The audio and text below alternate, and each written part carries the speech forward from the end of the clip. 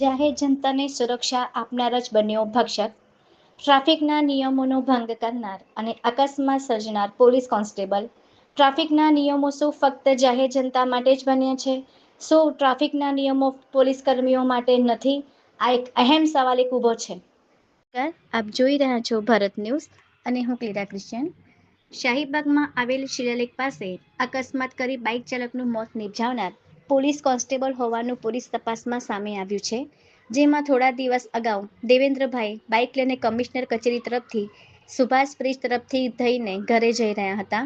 ત્યારે શિલાલેખ 4 રસ્તા પાસે એક કાર ચાલકે પૂર ઝડપે ટર્ન લેતા બાઇક ચાલક દેવેન્દ્રભાઈને ટક્કર મારી હતી. અકસ્માત કરનાર કાર ચાલક રિવરફ્રન્ટ તરફ ફરાર થઈ ગયો હતો. જ્યારે અકસ્માતમાં બાઇક ચાલક દેવેન્દ્રભાઈ શંખવાર રોડ પર પટકાતા તેમને ગંભીર ઇજાઓ પહોંચતા સારવાર માટે હોસ્પિટલ ખસેડવામાં આવ્યા હતા, જ્યાં તેમનું મોત નીપજ્યું હતું. ત્યારે આ મામલે પોલીસે તપાસ હાથ ધરીને અકસ્માત કરનાર પોલીસ કોન્સ્ટેબલની ધરપકડ કરી છે.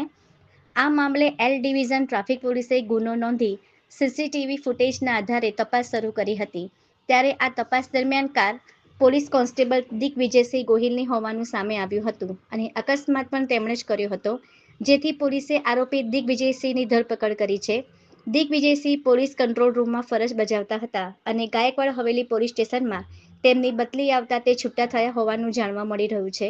ઉલ્લેખનીય છે કે સુરક્ષા આપનારા જ નિયમોનો ભંગ કરતા હોવાથી આ ઘટનાએ અમદાવાદ શહેરમાં સુરક્ષા અને જવાબદારીના મુદ્દે ફરીથી સવાલો ઊભા કર્યા છે.